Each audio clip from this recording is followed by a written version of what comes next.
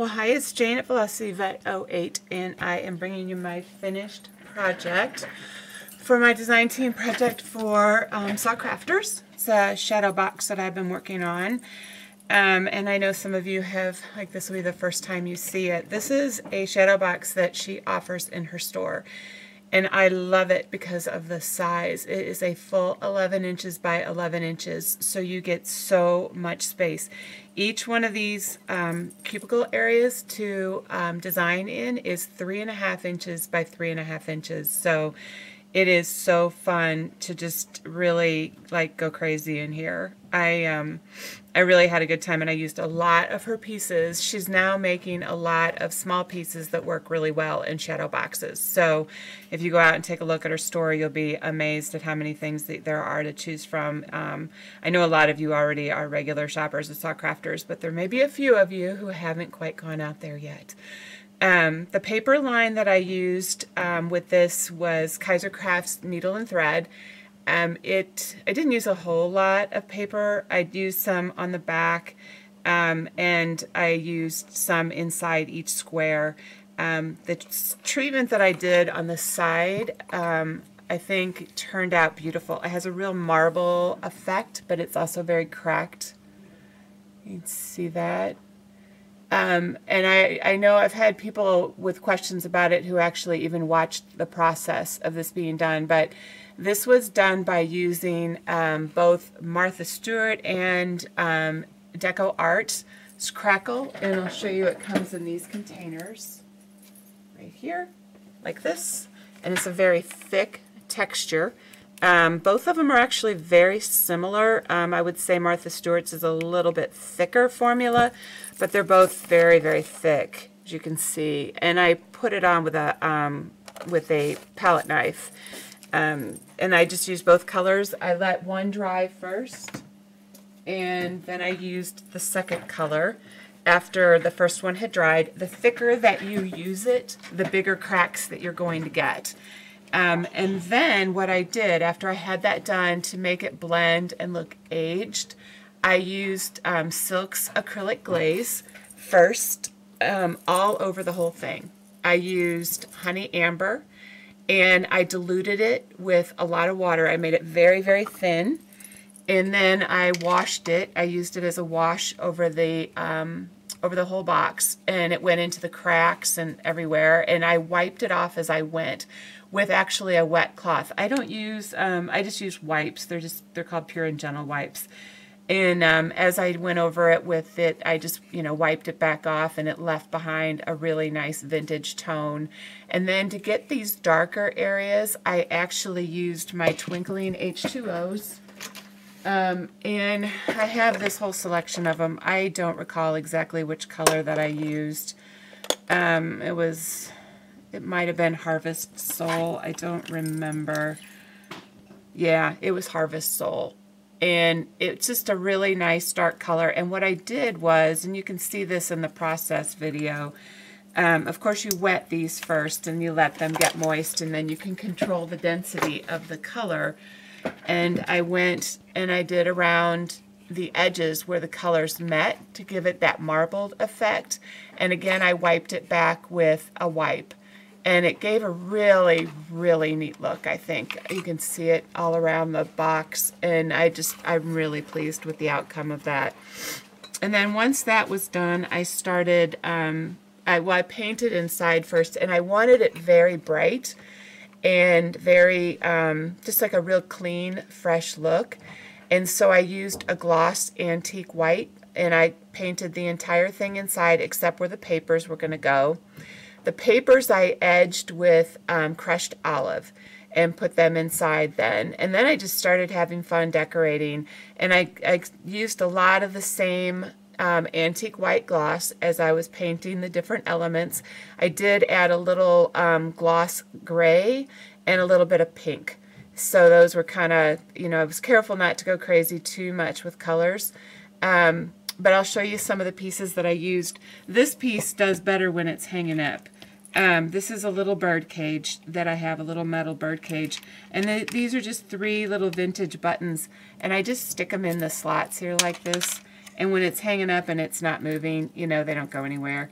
and it's just fine. But I put a little eyelet right there for that to hang on, and so you can see that that just hangs right there. And then I took,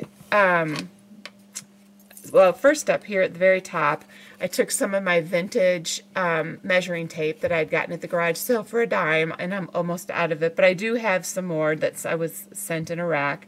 But it's always hard to use up stuff that you know is so hard to come by. And I put that at the top.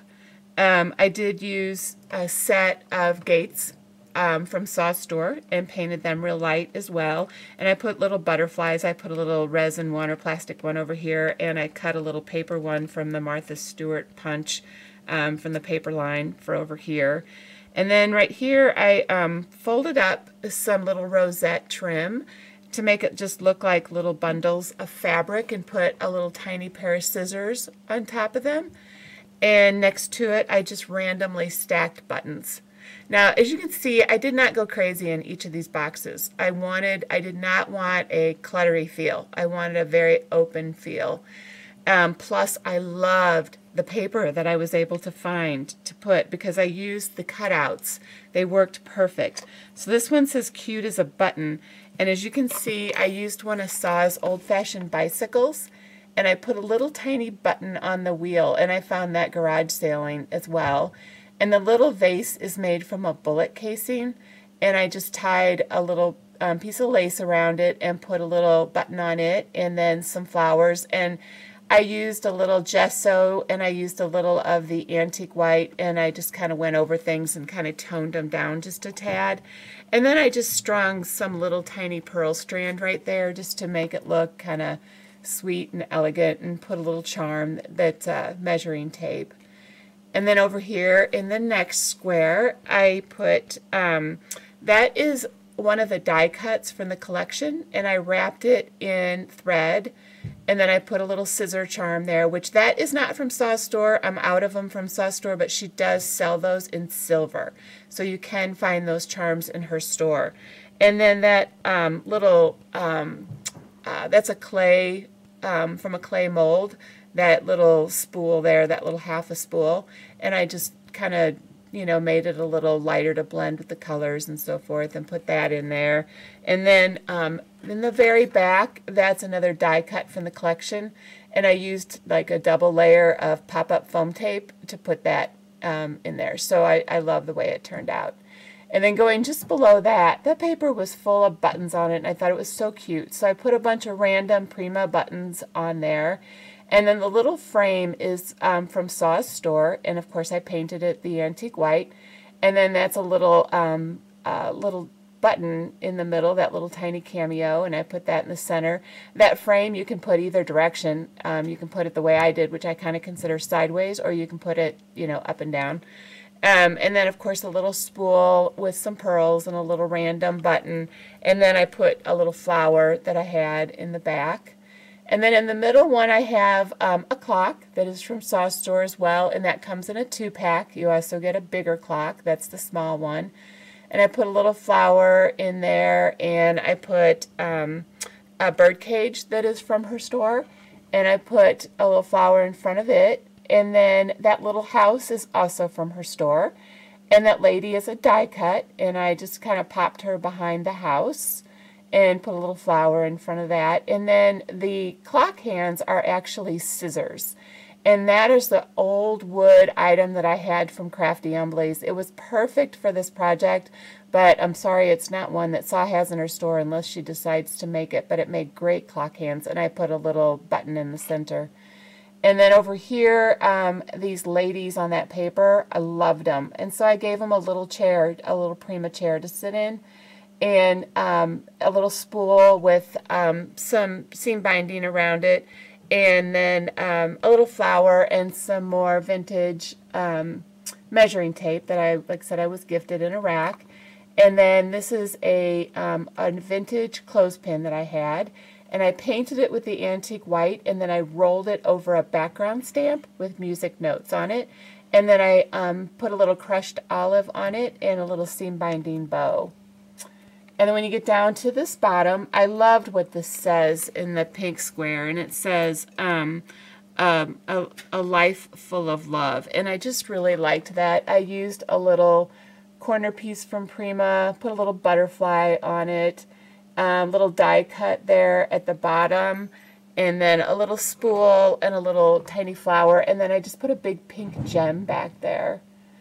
And then over here, if you go over just a little further in the middle, I put it's like a street lamp right here, and this you can get in Saw's store. I put a little crushed olive on it after I painted it, and I put a die cut on it, and I put a little butterfly at the bottom. And then in the square next to it, that's actually an old antique piece, you know, just a really old vintage card that has, you know, the kind of hook and eye type clasps for sewing. And I had found that at a garage sale with several others and decided to use it there. And a really, really old bobbin. And then I just put a little needle threader down there. And then I think I have, yeah, a little flower in there. And then finally, this last square, it's probably my favorite of them all. Just above it is, what happened? Just fell. Oh, really? You did it. Okay. Anyway, just above it is a hinge that is from Saw's store, and I love how that turned out. I embossed it, and then I kind of gessoed it, and I put a little butterfly on it. And then I put that window in there. Isn't that the cutest thing? And I weaved a bunch of flowers in it and put gesso on them. And then look at that dress form. I thought it turned out darling. Put a little flat back pearls on her for a necklace and a little piece of lace. And then the fencing, of course, and the dress form is from Saw's store too. And then I put the piece of fencing up, and I put the number 6 up there just because that's my favorite number.